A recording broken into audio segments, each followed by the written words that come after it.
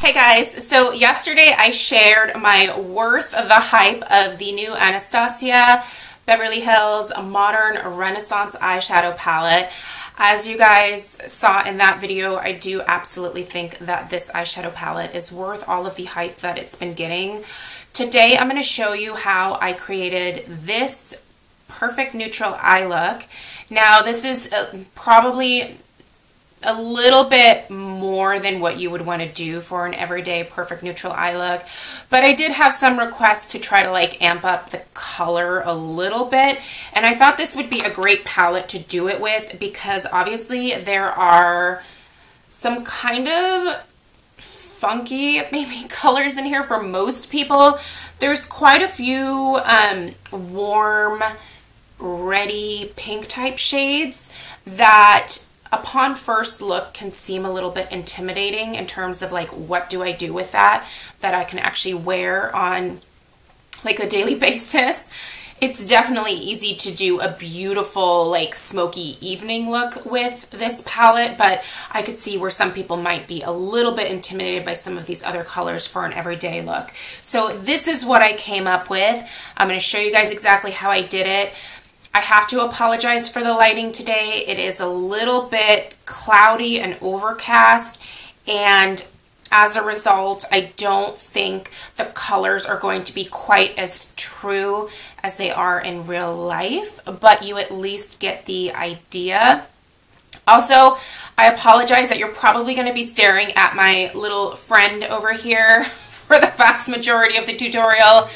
I managed to get a little breakout on my temple of all places, so I tried to cover it up as best as I could, but it's there. It's a zit. It's there. Sorry. So let's go ahead and get into this tutorial. If you have any questions, definitely leave them down below. If you have not seen my worth the hype of the palette, that was uploaded yesterday, but I will of course link it in the description below as well. If you're curious about what is on the rest of my face, all that information is in the description box as well, so take a peek down there, and let's go ahead and jump into the tutorial. Hey guys, it's Melanie. So I'm going to go ahead and recreate what I did here on my left eye. I'm hoping that the camera angle is okay. I will try to like turn every once in a while. My mirror is obviously right here in front of me. I'll try to turn every once in a while to show you guys what I'm doing. Lighting's a little bit tough today because it's kind of a cloudy day. I do have this light here on my mirror on. I don't know if that's too bright, but hopefully it'll be okay. Let's go ahead and let's get into it. So the very first thing that I actually did was put Wet n Wild Brulee all over my eyelid area. Anywhere that I put my primer, I always put that down as a base so that it helps with the blending of the rest of the shadows.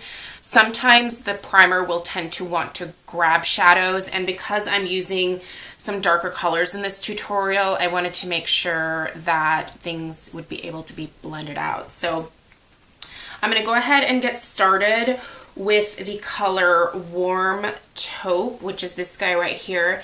I'm just taking a blending brush, and I'm going to get some of the product on there. These are pretty powdery, so you want to sort of either tap off the excess or like tap it into the brush, whatever you prefer to do. And then I'm going to go ahead and take that into the crease. I like to place the shadow where I want it first, and then I blend. So, oh, this brush is terrible. I really need new brushes. I say that in every video.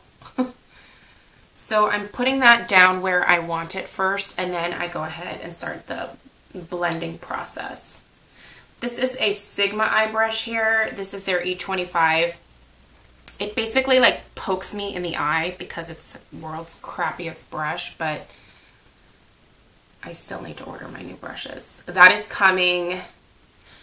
I think I'm going to end up ordering them in July, and I'll probably get them in August sometime. Well, no, I'm leaving for vacation. Never mind. I'll order them in August. And then I'll be able to stop complaining. Okay, so I am now starting to work that up a little bit on the outer portion of my crease. I tend to like my shadow to come a little bit above my crease on the outer part of my eye because I feel like it gives my eyes a little bit more of like a cat eye effect. You don't have to do that. And then on the inner portion, I stay a little bit more in the actual crease.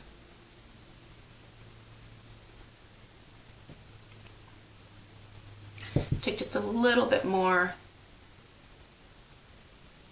and put that in there.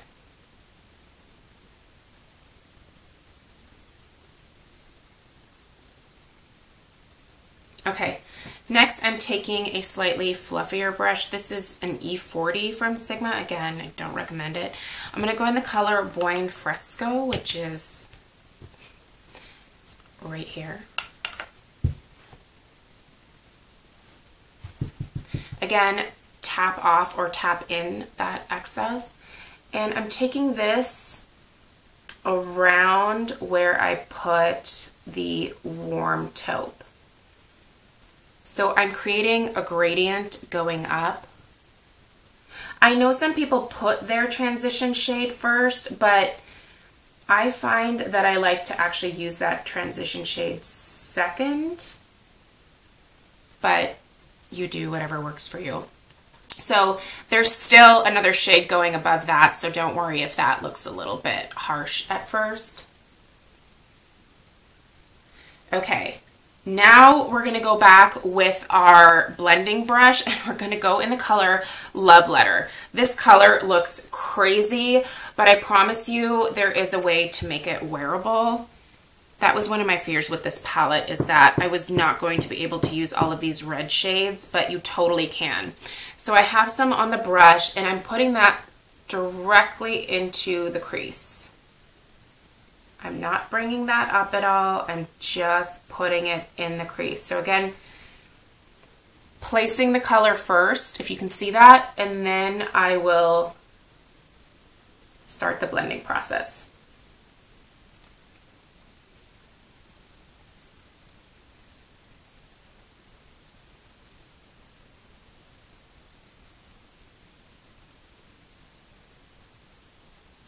I do think it's easy to look like you have pink eye when you're using shades this warm and this pink and red in tone, but if you're careful, it can actually look really, really pretty. I feel like this would be a gorgeous like fall look.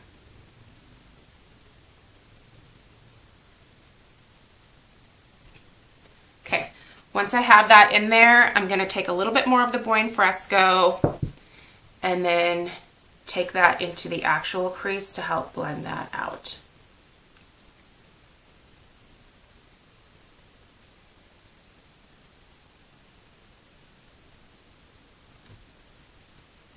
Okay.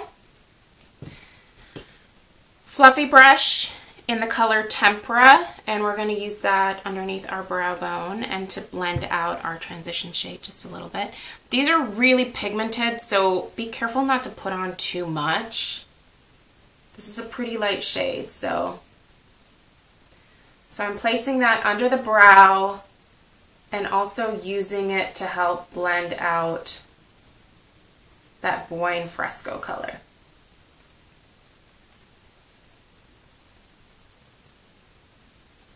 Okay, next I'm taking a flat definer and I'm going in the color Love Letter, which again looks kind of crazy, but I'm just going to take a little bit of that, really tap off the excess this time, and put that in the lower lash line.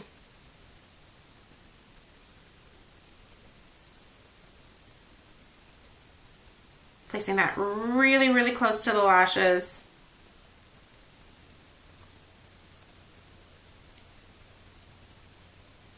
I'm not too worried about blending it out yet because we're then going to wipe off the excess and go into color Warm Taupe and go over that Love Letter.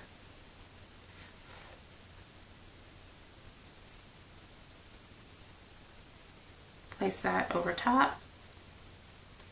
Then take a clean pencil brush and you're going to blend that.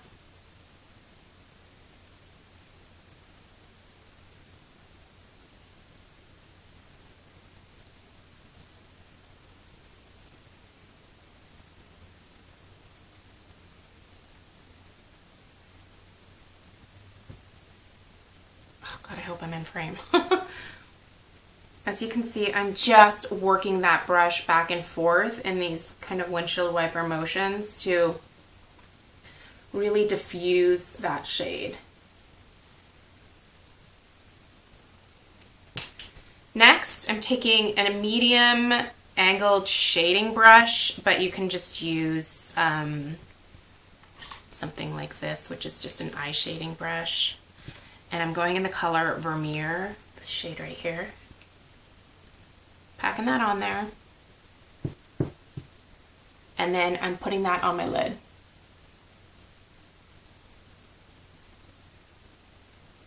This look does take just a little bit of time because I'm using quite a few colors, and you really want to make sure that you blend these. I'm also going to take a little bit of Vermeer on my finger to really intensify that shade on my lid. This is such an awkward angle. I want to get that in my eye. And I just did. Great. Okay. Back with my blending brush and a little bit of warm taupe on there. And go ahead and bring that onto the outer portion of the lid.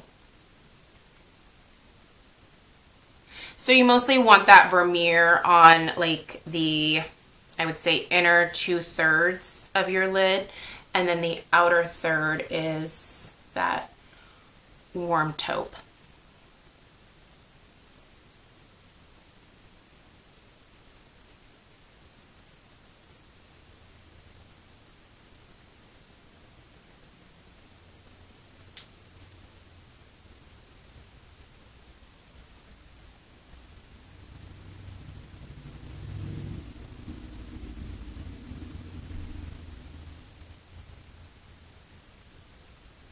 Okay, so at this point I'm going to go ahead and turn the camera off. I'm going to do my liner and my mascara, and I'll come back and show you guys the finished product.